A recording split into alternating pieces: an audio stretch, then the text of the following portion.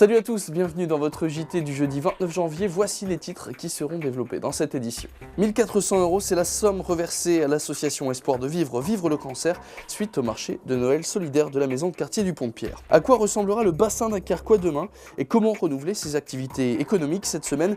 De nombreux étudiants se sont penchés sur la question lors du camp de l'innovation. Et on terminera ce journal avec la programmation culturelle 2015 de la ville de Gravelines. Vous connaîtrez toutes les grandes dates de l'année à venir. Après l'association Rêve l'année dernière, cette année, les bénéfices du second marché de Noël solidaire de la maison du quartier du Pont-de-Pierre sont allés à l'association Espoir de Vivre, Vivre le cancer. 1 400 €, c'est le montant du chèque qu'a reçu l'association Espoir de Vivre, Vivre le cancer, un don qui a ému sa présidente Marie-Paul Agnoret. J'ai cru tomber dans les pommes. J'ai dit c'est pas possible, on va pouvoir faire beaucoup de choses avec. Et voilà, et on va faire beaucoup de choses avec. C'est la moitié du budget annuel, effectivement, oui. Avec ce large coup de pouce dans ses finances, l'association va pouvoir encore améliorer ses aides pour les malades. Cet argent elle va servir pour les aider, surtout dans leur parcours médical. Et on donne aussi des aides de façon alimentaire en fin de mois. Parce que comme ils ont dépensé pas mal d'argent de leurs revenus pour pouvoir aller chez le médecin, ils se trouvent un peu coincés en fin de mois. Et aussi, on donne aussi des aides malheureusement funéraires. Mais tout ceci n'aurait pu être possible sans la seconde édition du marché de Noël solidaire de la maison de quartier du Pont-de-Pierre. Plus de 500 visiteurs, donc c'est vrai que pour un petit marché de Noël comme nous, c'est un très beau succès. Et puis surtout, l'objectif est atteint, c'est-à-dire qu'on reverse aujourd'hui 1 400 € à l'association Espoir de Vivre. Donc nos deux objectifs, j'ai envie de dire, sont atteints. Et je peux d'ores et déjà annoncer que du coup, il y aura une troisième édition. Cette seconde édition était plus grande que la première, 20 chalets, une cinquantaine de bénévoles et plus de 60 enfants impliqués dans le spectacle. Une bonne nouvelle pour ce quartier du Pont-de-Pierre toujours plus dynamique. On essaye de le faire vivre, ce quartier, c'est ce qui est important. C'est vrai que la maison de quartier, elle est au cœur du quartier du Pont-de-Pierre. C'est ce qu'avait souhaité la municipalité en implantant la maison de quartier à cet endroit-là. Donc on se doit aussi d'être un petit peu fer de lance et de faire venir aussi des habitants extérieurs sur le quartier du Pont-de-Pierre pour qu'il soit mieux connu. 2015 commence donc très bien pour l'association Espoir de Vivre. En plus de ces 1 400 €, la présidente a aussi reçu les clés pour son local situé au centre autisme. Pour la 4e année, le réseau Entreprendre pour apprendre a organisé à Dunkerque un camp de l'innovation. Une manifestation qui a amené des étudiants à imaginer des activités économiques qui pourraient dynamiser le bassin dunkerquois de demain. Un sujet de nos confrères de la STV, Eugène Mine et Johanny Bessard.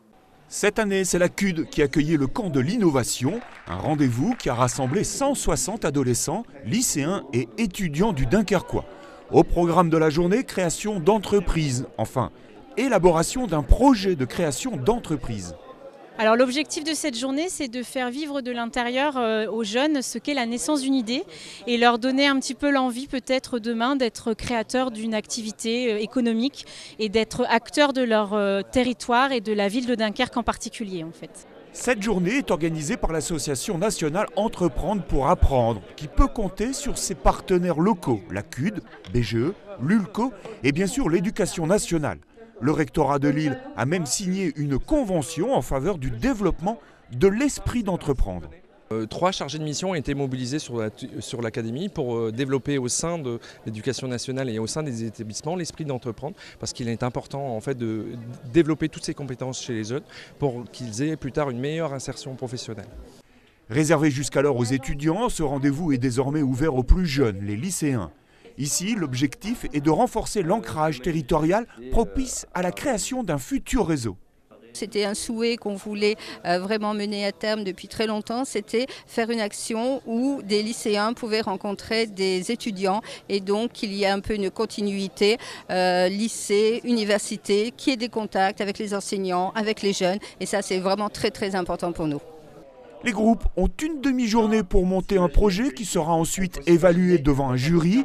Seule contrainte, la réalisation d'un support de présentation, maquette ou affiche publicitaire. À partir de ce week-end, la culture est donc de retour à Gravelines. La saison 2015 commence ce week-end avec les Amants de Simone. Retrouvez toutes les grandes dates de l'année à venir avec Betty Ribac, responsable du service culture de Gravelines, et Patrice Bernard. Pour 2015, la programmation culturelle de Gravelines s'annonce variée et éclectique. Elle commence dès le samedi 31 janvier à 20 h avec les Amants de Simone. Donc c'est un rendez-vous avec la chanson française puisqu'il s'inspire des plus grands, genre Gainsbourg, Ferré, Brel, Juliette, Nougaro. Ils nous font revivre des moments de la chanson française, mais tout en les adaptant à la modernité et donc avec des nouveaux sons. Il faut préciser qu'ils sont multi-instrumentistes, puisque à eux 5, il y aura 12 instruments sur scène.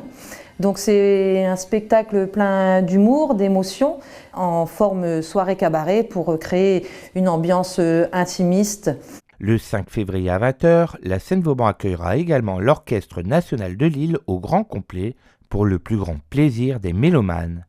D'autres temps forts sont programmés pour cette première partie d'année 2015.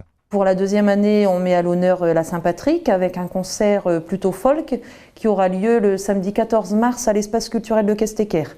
Donc là, c'est un concert de musique irlandaise, mais également suivi d'un bal d'initiation aux danses folk. En mai, on aura Ils se sont aimés, donc ça, ce sera une pièce de boulevard qui reprend donc la pièce de théâtre de Pierre Palmade avec Sylvain Vinstavel. Ensuite, au mois de juin, on aura le tribute tant attendu, où cette année, ce sera donc le tribute de Téléphone avec le groupe qui se nomme Hygiaphone. Et on finira la saison en juin avec un autre concert plutôt classique, puisque ce sera l'orchestre de Douai, avec un programme réservé plutôt aux instruments à vent, avec comme titre Du vent dans les tubes. Et ce ne sont que les temps forts de la saison jusque juin. Pour plus d'informations sur la programmation culturelle ou pour réserver vos places, rendez-vous au service culture, 7 rue Vandergott à Gravelines.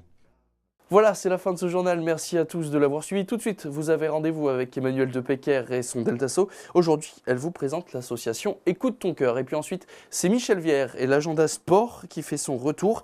Yuri Kalenga sera donc sur le plateau avec Michel Vière. Nous, on se retrouve demain pour un nouveau JT. Très bonne soirée à tous sur Delta TV.